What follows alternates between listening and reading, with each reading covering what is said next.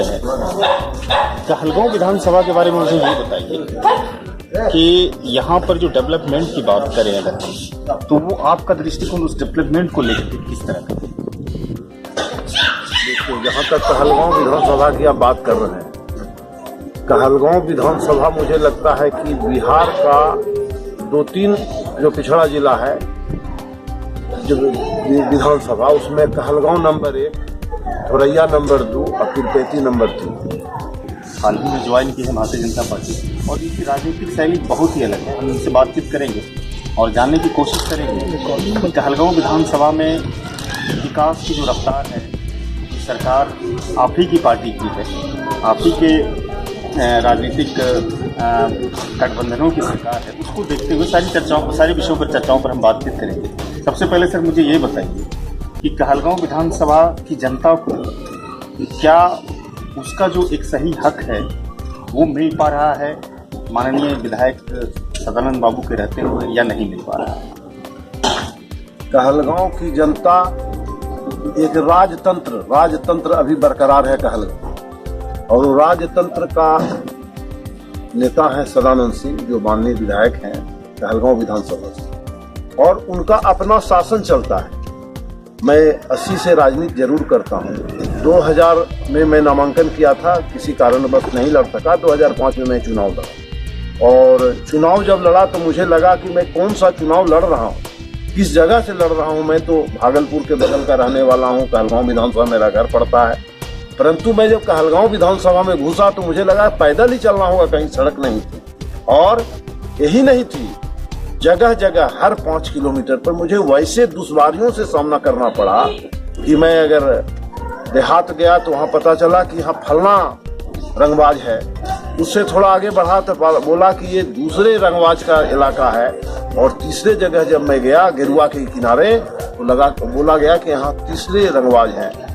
और नतीजा ये हुआ कि मैं चुनाव के समय मुझ पर हमले हुए। चुनाव के समय सनोखर जो सदानंद सिंह का गृह पंचायत है, पंचायत के बगल में है, उन बनियड्डा उनका बासा है, वहां पर एक सभा में मेरे लिए सभा लगाई गई थी, और वो सभा में सदानंद सिंह को नहीं बुलाया गया था, परंतु जब उनको जानकारी मिली कि उनके गढ़ में राजकुमार सिंह हैं तो वो वहां पहुंच गए। तो लोगों ने देखा सदानंद आ गए तो लोग हट गए, मात्र 200-300 आदमी थे। और उसी वक्त मैं जब पहुंचा, मेरा समय पहले से तय था, मैं जब पहुंचा तो वहां देखा कि 2,500 से 3,000 लोग मेरा इंतजार कर रहे थे। रात को 8 बज रहा था, और मैं सभा करके लौटा तो मेरे ऊपर उनके गुर्गे के द्वारा सनोखर चौक पर हमला कराया गया। उस हमले से भी मैं नहीं डरा, न मेरे वर्कर डरे, परंतु उस वक्त का जो शासन था, क्योंकि सदानंद सिंह उस समय स्पीकर थे, और वो स्पीकर उस समय का प्रशासन उनके पॉकेट का प्रशासन था, चाहे वो SDO हो, DM हो, DSP हो, वो सब उनका स्टाफ था। और वो गुंडे इस टाइप से, चूंकि जो सरकारी गाड़ी जिसमें लाल बत्ती लगी होती थी, वो लाल बत्ती लगी हुई गाड़ी में क्रिमिनल उनके घर कहलगांव जाता था और कहलगांव से हथियार लेके आता था।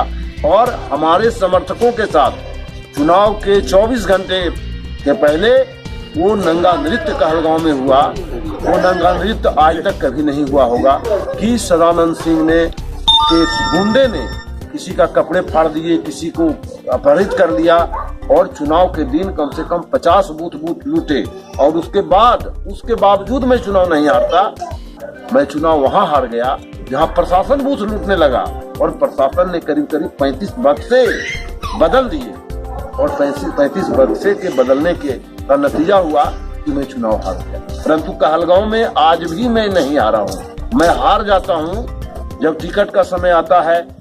आप सुने होंगे कि 2005 के नवंबर में मुझे टिकट इसलिए नहीं दिया गया कि माननीय मुख्यमंत्री नीतीश कुमार और माननीय उप मुख्यमंत्री सुशील कुमार मोदी ये मुक्तापुर के मैदान में स्पष्ट घोषणा किए थे कि राजकुमार सिंह ने पार्टी हित में पार्टी को सीट छोड़ा है, पार्टी इनको जगह पर देगी। परंतु 15 बरस बीत गए, 15-14 बरस बीत गए, आज तक मुझे कोई पद नहीं मिला। लेकिन उस वक्त चूंकि मैंने भी पूरे दिल से मंच से कहा कि भाई कहलगांव के लोगों आप वोट करो, और तो मैं अजय मंडल को उन्होंने जिता दिया मेरे कहने पर, नीतीश जी के कहने पर। परंतु 2010 से 2015 का चुनाव हुआ, 15 का दोनों चुनाव में आपने देखा होगा कि एनडीए की हार इसलिए हुई कि मुझे नीति के तहत टिकट नहीं दिया गया। अच्छा सर, मुझे ये बताइए, क्योंकि अभी आप भारतीय जनता पार्टी में हैं और मुझे अच्छी तरह से याद है और सभी लोगों ने इसको जाना है कि काफी दिनों तक आप जनता दल यूनाइटेड में भी रहे हैं, सचिव कर रहे हैं। कुछ आपकी जो एक स्ट्रेटेजी थी, जो आपका जो थीम था कि जैसे ही लालू यादव के साथ अगर जनता दल यूनाइटेड सब अपना बनाती है, फिर गठबंधन बनाता है, तो मैं उस राजनीति में हो जाऊँ। आपने वही किया, आपने उसको छोड़कर प्रवेश किया, उसमें भी आपको राष्ट्रीय स्तर की जिम्मेदारी मिली। लेकिन जब रालोसपा में आप थे, उस वक्त भी आपका टिकट काटा गया था, जबकि 1980 का एक लंबा तजुर्बा होता है, सन 2018 चल रहा है। बावजूद जो आपका राजनीतिक हनन हुआ है, सभी दलों ने किया है। और मुझे अच्छी तरह से याद है कि कहलगांव के लोग आज भी जितने आपसे जुड़े हुए हैं, कल भी उतने ही जुड़े थे। लेकिन इस तरह से जो अंतिम समय में आपके साथ जो एक कहा जा सकता है कि एक अनफॉर्चुनेट जो घटना घटती है, उसके पीछे राजनीतिक वजह होती है या फिर कोई और दूसरी वजह? एक बात तो पहले आपने पहला बात कहा कि आपने जनता दल यू छोड़ के लालू के साथ समझौता हुआ और समझौता के जो हुआ तो आपने जनता दल यू छोड़ दिया। पहले इस बात को जानिए कि मैंने जनता दल यू छोड़ा क्यों। राजकुमार सिंह जैसे वर्कर, 400 वर्कर मारे गए थे, तब नीतीश कुमार का पदार्पण एज ए मुख्यमंत्री बिहार में हुआ था। 1996 से लेके 2005 तक हमारे जैसे करीब करीब 400 लोगों के खून के साथ जो हुआ, खून की होली खेलने के बाद नीतीश कुमार मुख्यमंत्री बने। मेरे वो साथी आज भी मुझे याद है, वैसे साथियों का शहादत देकर मैं लालू यादव के साथ नहीं जा सकता था। और यही बात क्योंकि आज आप पूछ रहे हैं तो मैं बता रहा हूं कि 2014 के 20 जुलाई 2014 के राज्य कार्यकारिणी की बैठक में नीतीश जी को मैंने यही कहा था कि नीतीश जी लालू यादव के साथ मत जाइए, बीजेपी का साथ छोड़े हैं, अकेले आप सरकार बना सकते हैं, हम चाहेंगे कि आप मत जाइए, क्योंकि मेरे जैसे 400 वर्कर का शहादत के बाद आप मुख्यमंत्री बने। ये मैंने उनको कहा। परंतु सत्ता की कुर्सी वैसी होती है कि कोई मरे कोई जिए, उससे कोई मतलब नहीं है, मुझे कुर्सी मिलना चाहिए और वो कुर्सी उनको मिल गई। अब रहा बात कि आज के परिवेश में, चूंकि भाई मैं शुद्ध रूप से जनता का सेवक हूं, जनता का सेवा करता हूं और मैं वैसा लोग नहीं हूं कि लोगों के कहने पर किसी तरह, चूंकि मैं जनता का सेवा किया हूं, मुझे जनता पर भरोसा है। परंतु आज अर्थ युग आ गया है और अर्थ युग में मैं सकने वाला नहीं हूं, क्योंकि एक जमीनी काज करता हूं, जमीन से जुटा हुआ हूं। कोई भी मेरे घर पर आता है, मैं उसका काम करता हूं, उसका फायदा मुझे होता है कि मैं आज के डेट में कोई एमएलए से ज्यादा लोग मुझे चाहते हैं। और जब पैसे की बात आती है तो मैं कुछ कमजोर पड़ता हूं। और पैसा देके आप आज पुनः जान लीजिए कि मुझे भी जो पार्टी का लोग चुनाव लड़े थे, मैं दल का नाम नहीं लेना चाहता, बट एनडीए के घटक दल थे, मुझसे 1 करोड़ रुपया मांगा गया था। मैंने हाथ जोड़ के प्रणाम किया, कहा मुझे अगर आप 1 करोड़ रुपये दे दो तो मैं जीवन यापन कर लूंगा, मैं चुनाव नहीं लड़ूंगा। यानी ये वजह है कि राजनीति के अंदर खेल ऐसे होते हैं जिस कारण उसे मुझे टिकट से वंचित रखा। बिल्कुल बिल्कुल। दूसरी बात है ये कि लालू यादव ने जिस तरह से आप लोगों के साथ जो दुर्घटनाएं हुई या फिर जिस तरह की घटनाएं घटी, उसको लेकर के आपने समझौता के बाद से अपना किनारा किया। अच्छा, भारतीय जनता पार्टी में आने के बाद आपको अभी तक कोई पद नहीं मिला या आपने लिया नहीं? ऐसा है कि बिहार घूमते घूमते मैं थक गया और मैं कहलगांव में ही अपने आप को संतुष्ट महसूस करता हूँ। मुझे प्रदेश अध्यक्ष जी ने कहा था कि आप प्रदेश के संगठन सचिव रहें। मैंने उनको हाथ जोड़ के प्रार्थना किया कि मैं संगठन सचिव रहूंगा, परंतु भागलपुर प्रमंडल के बाहर नहीं जाऊंगा। बोला ये कैसे होगा? हमने कहा था हम आपके साथ हैं, हम मत दीजिए, हम आपके पार्टी में हैं। और आप हाल में भी देखेंगे प्रदेश अध्यक्ष जी आए थे तो नौगछिया, बांका, भागलपुर, सब जगह जो मेरा क्षेत्र कहलगांव में नहीं था, तो हर जगह प्रदेश अध्यक्ष जी, माननीय सम्राट चौधरी और मैं, तीनों आदमी पूरे। अच्छा सर, मुझे ये बताइए, आने वाले समय में विधानसभा चुनाव होना है, और चूंकि अभी प्रदेश अध्यक्ष जी नित्यानंद जी भी आए हुए थे और कई भागलपुर प्रमंडल के बाका नवगछिया वगैरह वगैरह जगहों पर उन्होंने बैठक की थी और लोगों से कार्यकर्ताओं से तो भारतीय जनता पार्टी की जो मौजूदा स्थिति है पूरे प्रमंडल में, क्या उससे पार्टी संतुष्ट है? ये प्रदेश अध्यक्ष जी स्वयं आए थे, उन्होंने सारी बातों को देखा है। मैं अभी पटना गया नहीं हूँ, इस पर मेरी कोई बात अभी हुई नहीं है, जाने के बाद मैं बता दूँ। अच्छा सर, आप ये बताइए मुझे कि कहलगांव को छोड़ करके आप दूसरी विधानसभा में क्यों नहीं फाइट करना चाहते? कहलगांव मेरा मातृभूमि है, हम नौकरी करना नहीं चाहते हैं। मुझे विधायक बनना रहेगा तो मुझे अमरपुर से टिकट मिल रहा था, मुझे जमालपुर से टिकट मिल रहा था। मैं नौकरी करने नहीं जाऊंगा, 1 लाख रुपया से मेरा खर्ची नहीं चलेगा।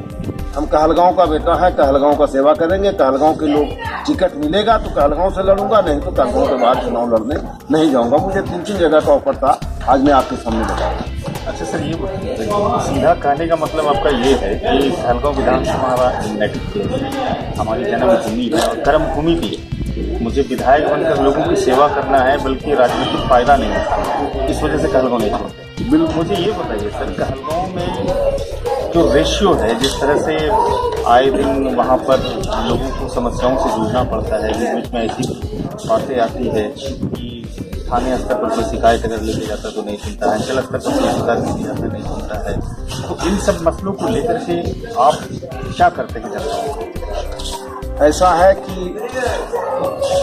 आपने सही कहा, जनता की अनेक अपेक्षाएं हैं और उस अपेक्षा को मैं जनता की बदौलत मिलके पदाधिकारियों के साथ, बड़े पदाधिकारियों के साथ मिलके मैं इस काम को देखता हूं और उनके काम को जहां तक होता है मैं कर देता हूं। उनके समाधान को मैं करता हूं और हो रहा है। हम मैंने छोटे स्तर के पदाधिकारी से बात न करके बड़े स्तर के पदाधिकारियों से बात कर मैं इस मामले को देखता हूं और मैं ज़्यादातर मामला एक विधायक और एक मिनिस्टर से ज़्यादा काम करके मैं संतुष्ट। अच्छा, आने वाले विधानसभा चुनाव के लिए आप कहलगांव विधानसभा से अपनी दावेदारी करेंगे, तो उसकी तैयारी किस तरह से कर रहे हैं? हमारे लोग तो तैयार बैठे हैं, आप तो बगल के लोग हैं। मुझे टिकट मिल गया, मैं भागलपुर जिला में सबसे ज़्यादा वोट से चुनाव जीतूंगा। मैं तो जब भागलपुर रहता हूँ, मैं महीने में 8-10 दिन भागलपुर रहता हूँ और 10 दिन में 8 दिन में अपने क्षेत्र में लोगों के घर पर रहता हूँ। अपने गांव पर नहीं, गांव पर रुकता भी नहीं, लोगों के घर पर रहता हूँ। दिन का खाना उनके यहाँ खाता हूँ, कहीं रात का खाना खाता हूँ, सिर्फ पुणे भागलपुर जाता हूँ। इसीलिए हम तो लोगों का सेवा कर रहे हैं, हमको कोई दिक्कत नहीं है।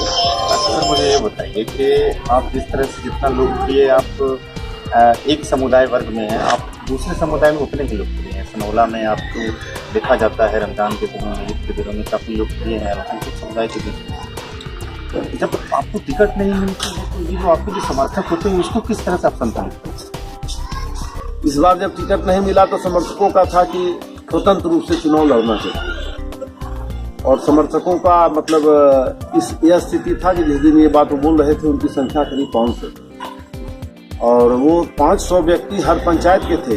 करीब 42-43 पंचायत है, हर पंचायत के लोग थे और उनका कहना था कि आपको इस बार मानना नहीं है, चुनाव लड़ना है। परंतु मैंने उनको समझाया कि पार्टी का सिंबल नहीं है और हम इस ढंग से माइंड मेकअप नहीं किए हैं। हमने हमारे साथ धोखा हुआ है, आपका जो हक और हुकूक है हम लड़के दिखाएंगे। इस बार अगले बार तैयारी करते हैं और हम उम्मीद करते हैं कि इस बार पार्टी जो NDA है और खास भारतीय जनता पार्टी हमें चुनाव लड़ाएगी और हम चुनाव तैयार हैं और घूम रहे हैं।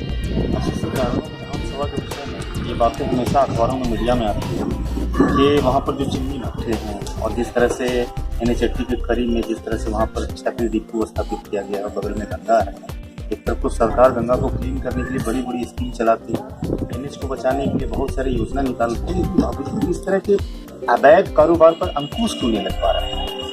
ऐसा है कि ये जो वर्तमान जो सिटिंग MLA हैं, MPs हैं, उनको जवाब दीजिए। अभी मैं सबके साथ हूँ, सबका साथ सरकार सर आपकी है, वो तो ठीक है। मैं इस बात का संज्ञान सरकार को दे रहा हूँ, ऐसा नहीं है कि मैं देता हूँ। अच्छा, जो अभी जो अमरजीत हत्याकांड थी, हत्याकांड थी, इसको लेकर के कुछ कहेंगे सर? परिजनों से मैं मिला हूँ और उनके परिजन के मिलने के बाद मुझे लगता है कि उसका किंग पिन कोई और नहीं, एक शक्तिशाली नेता है और हमारे प्रदेश अध्यक्ष जी ने कहा है, 2 आदमी को जवाबदेही दिया है उन्होंने डीआईजी से उसी दिन बात किया था और डीजीपी से उन्होंने कल बात किया है। और हम समझते हैं कि बहुत जल्दी, चूंकि जो पदाधिकारी हमारे एसएसपी तो नए आया कल ज्वाइन किए हैं, डीआईजी मेरे बड़े सख्त और बहुत काबिल अफसर हैं, उद्भेदन होगा और अपराधी का जो कोई रहे उसको जेल के सलाखों में जाना होगा। कोई पैसा काम नहीं आएगा, कोई पावर काम नहीं आएगा, अपराधी जेल में रहेगा। तो वेट करिए, मैं समझता हूँ 8-10 दिन उस अपराधी के जगह जेल में रहे। ये थे भाजपा के नेता और कहलगांव विधानसभा के, हम बेटा भी कह लें तो कोई गलत नहीं होगा, हमारे साथ विचारों का आदान प्रदान किए। अपने कैमरामैन अजीत के साथ ग्रामोधक सलमान खान।